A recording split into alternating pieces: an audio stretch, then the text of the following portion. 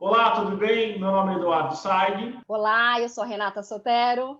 E nós somos da Elliott Scott Brasil, uma consultoria de recrutamento e seleção especializada em executivos de recursos humanos. Esse é mais um cafezinho das 10, aqueles minutinhos em que nós trocamos uma ideia sobre recursos humanos.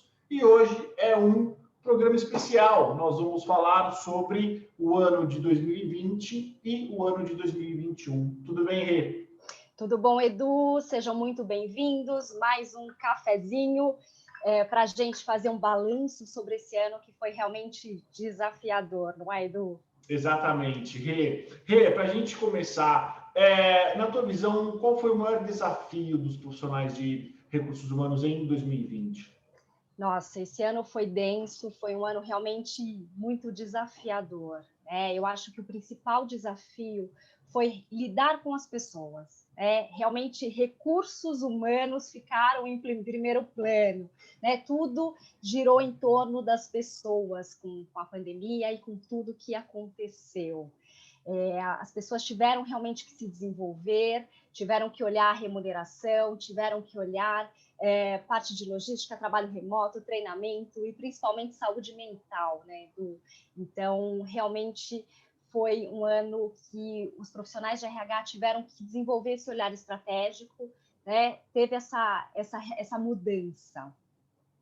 Concordo com você, Rê.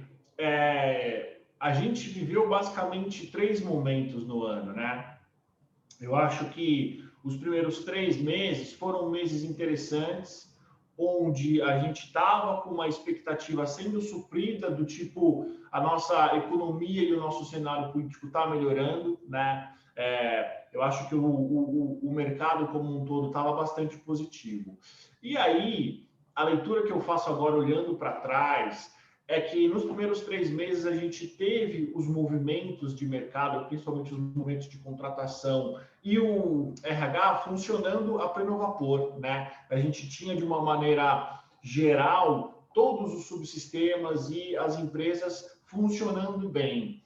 A partir de março, segunda semana de março, junho e julho, a gente já começou com os desafios muito difíceis, né? Principalmente com o que você disse sobre pessoas, gestão remota, como é que a gente vai transferir as pessoas para casa, quais são as brechas de lei que talvez a empresa poderia correr perigo, como é que ia funcionar as posições em aberto.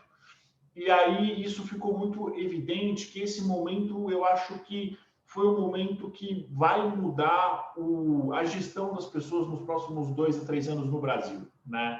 E aí, exatamente o que você falou, a questão de cuidar da saúde mental, a questão de das empresas começarem a enxergar o trabalho remoto como um modelo válido, né? Antigamente não, começo desse ano, o home office ainda era tido como coisa de vagabundo, é difícil fazer gestão, as pessoas elas não trabalham em casa. Então, acho que esses 3 meses, né, o Q2, foi talvez os meses mais importantes dos últimos 5 anos para a dinâmica de recursos humanos. E aí, do Q3 para cá, né, de julho para cá, as coisas vieram se azeitando, né? Todo mundo foi ficando mais entendendo o que é trabalhar em casa, quais os modelos que funcionam ou não. E o que você acha que foi? Deixa eu te complementar, né? Em questão da saúde mental, teve uma pesquisa global que aponta o risco. A saúde mental foi classificada num risco tão alto quanto fumar. Então, é um momento de se preocupar, de olhar, de cuidar das pessoas em relação à saúde mental. É um ponto que foi muito importante e vai continuar sendo daqui para frente, é uma tendência realmente para os próximos anos. Exato. Inclusive, para quem está nos vendo, a gente vai soltar um videozinho na semana que vem falando sobre o próximo ano, né? Quais são as tendências, né? Rê, o que você acha quais foram talvez os maiores aprendizados da área de recursos humanos em 2020? Bom, flexibilidade fundamental, todo mundo teve que se adaptar, teve que usar a criatividade, né? E entender que a gente já vivia num mundo instável, né? O que se dizia do mundo VUCA, ele foi mais provado do que nunca. Então, lidar com instabilidades, com vulnerabilidades, as pessoas elas estavam muito expostas. Então, eu acho que flexibilidade, acho que é um grande aprendizado que fica desse ano. Muito bom. É engraçado, né? Você falar sobre flexibilidade, porque eu concordo 100% com você e eu acho que você deve se lembrar que ali, quando a pandemia aconteceu, ninguém sabia o que fazer, né? A gente conversava com os nossos candidatos, com os nossos clientes, com o mercado e ninguém tinha ideia do que fazer. Estava todo mundo perdido, tentando fazer comitês para se entender, e aí eu acho que a flexibilidade, junto com talvez a desburocratização dos processos de recursos humanos, na minha visão, foram os dois maiores aprendizados. Enxergar as necessidades da empresa antes dos processos de RH, né? E aí, porque o momento exigia rapidez, né? Então, acho que isso, para mim, concordo com você 100%. Talvez esses dois pontos tenham sido os dois maiores aprendizados daquilo que nós vimos, né? Rê, para a gente fechar esse nosso primeiro vídeo, na tua visão, quais foram os profissionais de recursos humanos mais buscados pelas empresas? Olha, é um momento de estratégia, né? Então, primeiro, como característica, acho que em todos os subsistemas, né? Um olhar estratégico, né? E flexibilidade, energia alta, leveza. Apesar de tudo que a gente está vivendo, que a gente passou, né? Difícil, mas precisa manter essa leveza, precisa saber navegar nesse contexto. E aí a gente entra na área de remuneração, que é uma área muito delicada. Nós tivemos aí reduções de salários, mudanças, né, no formato dos contratos de trabalho. Também profissionais de People Analytics, Power BI, ou seja, tudo que envolve essa análise estratégica de pessoas, né? Também outro profissional bastante buscado, clima e cultura, né? Vai mudar, é uma tendência, diversidade também bastante em alta, Edu. E para você, qual foi a sua percepção dos profissionais? Olha, eu concordo 100%. Remuneração, e eu sempre falo isso, tanto nos textos que eu produzo, quanto nas entrevistas que eu dou, em todos os meus podcasts. Um profissional, é a área dentro de recursos humanos que mais cresce nos últimos 5, 6 anos. Vem ganhando cada vez mais corpo como um profissional estratégico. Muitas vezes ele é a pessoa que vai unir o subjetivo com o objetivo, né? Então, é ele que une as metas com performance, é ele que faz essa junção, e ele continuou sendo demandado. É claro que depende muito do desenho das empresas. Então, por exemplo, você tem hoje profissionais da área de remuneração que tem uma ligação muito forte com toda essa questão de dados, de People Analytics, de tentar prever comportamentos futuros ou de pautar decisões das empresas com fatos e dados. Clima e cultura foi super importante, foi bastante demandado e era uma posição que estava um pouco embaixo, assim como treinamento, né? Desde 2016, com todas essas crises que o Brasil vem tendo, treinamento e desenvolvimento sofreu bastante, porque acaba sendo a primeira área que as empresas cortam quando a filosofia passa a ser de custos, né? Então, desde 2017 para cá, 2017, 2018, é uma área que ela veio se renovando e que ela veio sendo cada vez mais importante. Aí é muito óbvio, né? A gente teve uma mudança de mentalidade, a gente teve uma mudança de cultura forçada pela realidade. Então, precisou desses profissionais mais, cada vez mais capacitados, cada vez mais próximos, né? Tem uma área também que eu vi que a gente chegou a trabalhar bastante, o Tech Recruiter. Sim, né? Também, exato. Porque justamente por isso, né, pela digitalização de todas as funções das empresas, então essa é uma área que ela vem crescendo cada vez mais também. e ela não só acompanha o desenvolvimento da área de recursos humanos, como da área de tecnologia também.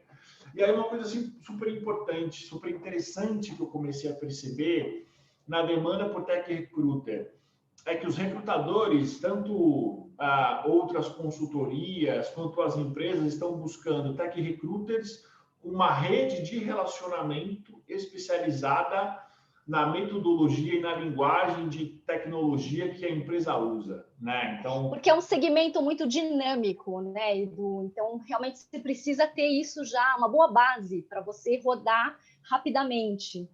Exatamente, e eu acho super interessante isso, super estratégico do ponto de vista prático, porque é um profissional que ele já tem uma rede de relacionamentos focado nas posições que ele vai trabalhar, né? Então, é quase como se ele tivesse algumas partes do nosso trabalho, que é conhecer o mercado, que é conhecer gente, né? Então, acho que isso é algo bastante interessante. Eu acho curioso também, Edu, falando em níveis, né? Nós vimos, vamos dizer, do meio do ano para o final do ano, muitas posições de gerentes, heads, diretores, porque realmente a liderança ficou exposta e aí começaram a haver essas movimentações. A gente, o nosso mercado ele parou, né? Entre 18 de março e até o final de abril, a gente teve uma queda muito grande nos níveis de contratações, né? Porque ninguém sabia o que ia ser, então estava todo mundo bastante preocupado. Depois desse cenário, a gente viu uma busca muito grande por líderes, né, que fossem capacitados para ajudar os outros líderes a serem líderes, né? E aí, querendo ou não, o perfil para algumas empresas mudou, né? A gente deixou de ter talvez aquele líder que ele era mais tradicional, pouco acostumado ao mundo digital, para realmente buscar as pessoas que sabem mexer com tecnologia, entende como é que isso funciona e principalmente qual é o impacto na vida das pessoas, né? Então a gente está tendo uma mudança na liderança para líderes mais ágeis, para líderes que entendem como é que a tecnologia e o impacto disso acontece diretamente nas operações, né? E também isso trouxe a digitalização de muitos processos, né? Eu acho que não dá para a gente terminar o nosso review do ano de 2020 sem falar sobre todos esses programas, toda a digitalização dos processos seletivos, né? Que é algo que está vindo para ajudar. A maioria das empresas ainda não tem um processo 100% redondo, 100% harmônico, mas em linhas gerais eu vejo tudo com muito bons olhos. Eu acho que traz transparência, principalmente para o candidato, para o nosso cliente e para a empresa, né? Para o nosso cliente, que eu digo, é para o nosso cliente contratante, e traz para a empresa. Então, eu acho que 2021 tem tudo para ser um ano onde algumas dessas tendências vão se consolidar e outras foram só tendências passageiras, coisas do momento mesmo. Essa questão de entrevistas remotas, né, realmente foi algo que veio, eu acho que para ficar, se ganha agilidade, as empresas entenderam que é possível, você não perde qualidade, então isso realmente fica aí para os próximos anos.